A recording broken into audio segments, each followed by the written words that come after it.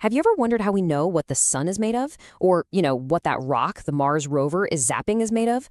Well, it turns out every single element has its own unique signature, kind of like a fingerprint, but written in light. Okay, let's dive in and figure out how to read it.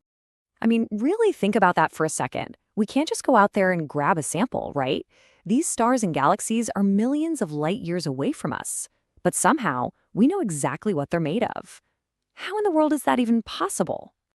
Well, the answer is both simple and just absolutely incredible. We read their light. All of that light traveling across the universe is basically a message in a bottle, a code that tells us exactly what elements are burning inside that star. And the science of decoding that message, that's spectroscopy.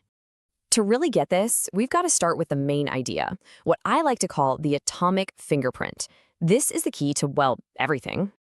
Okay, so the official term is atomic emission spectroscopy. Sounds a little complicated, but the idea behind it is actually pretty straightforward. You just heat up an element until its atoms get really excited. Then, when they cool back down, they release all that extra energy in the form of light. And here's the magic trick. Every single element releases light at very specific, unique wavelengths. Sodium gives off a totally different color than potassium, which is different from lithium.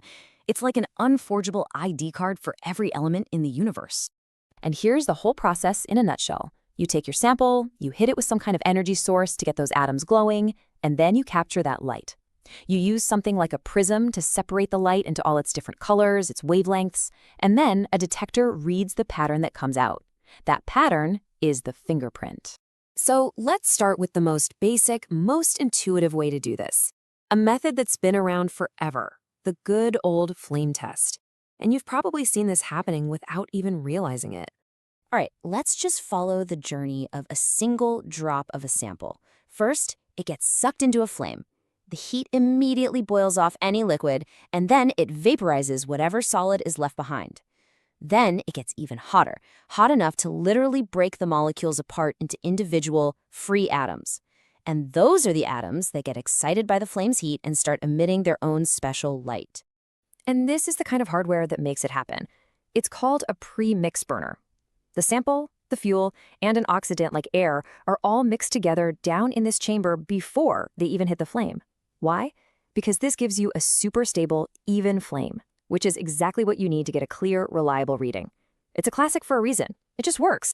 But of course, flames have their limits. They're fantastic for elements that get excited easily, like sodium and potassium. But their temperature, which maxes out at around 3,000 degrees Celsius, just isn't hot enough to get a peep out of the tougher elements like tungsten or zirconium. You're trying to read a fingerprint, but for these guys, the ink is just invisible. And this was the big challenge for scientists for a long time.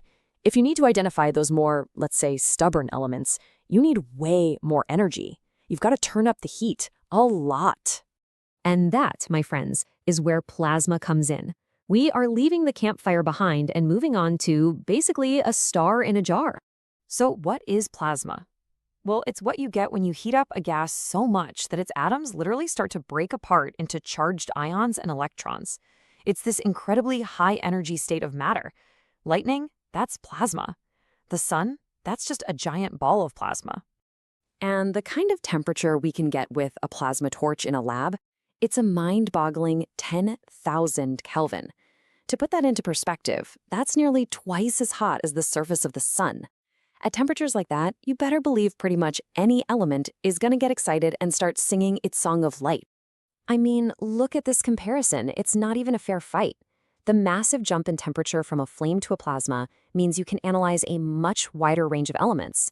Plus, you get what's called complete atomization, which just means you're making sure every single atom in your sample is broken free and ready to be identified.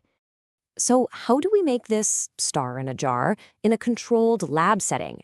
This diagram shows an ICP system.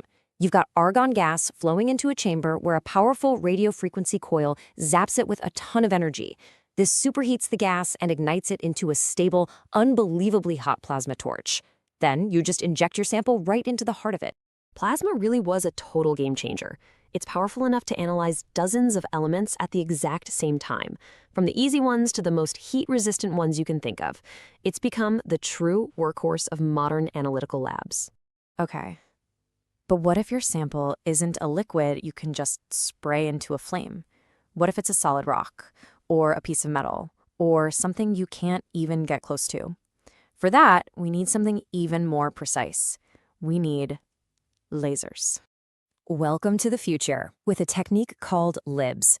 Now, instead of bringing the sample to the heat, LIBS brings the heat right to the sample.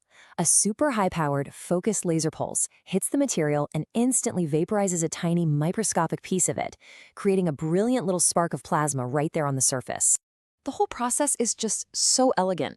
The laser zaps the target, this little plume of plasma erupts from the surface, and a spectrometer just sits back and reads the light coming from that plume. It's incredibly fast, super precise, and you can even do it from a distance. And this is where it gets really, really cool. This exact technology isn't just sitting in a lab somewhere. It's on another planet right now. The ChemCam instrument on the Mars Curiosity rover uses LIBS to zap rocks from over 20 feet away to figure out what they're made of. We are reading atomic fingerprints on Mars. How amazing is that? So, we've gone on this incredible journey from a simple flame to a plasma torch to a freaking laser on Mars. Let's pull this all back together. This table really lays it all out perfectly. See, it's not about one technique being the best. It's all about picking the right tool for the job you have to do. If you just need a simple, reliable check for something like sodium, the flame test is perfect. If you've got a complex water sample with dozens of different metals, you absolutely need the power of an ICP plasma. But if you need to know what a rock on another planet is made of, well, that is a job for LIBS. And that's really the big takeaway here. It all boils down to one simple principle. You have to hit an element with enough energy to make it talk, to make it give off its unique light signature. The whole trick is just choosing the right way to deliver that energy. It really makes you wonder, doesn't it? The universe is constantly broadcasting all this information, written in the beautiful language of light. What other cosmic secrets are out there, just waiting for us to build better ways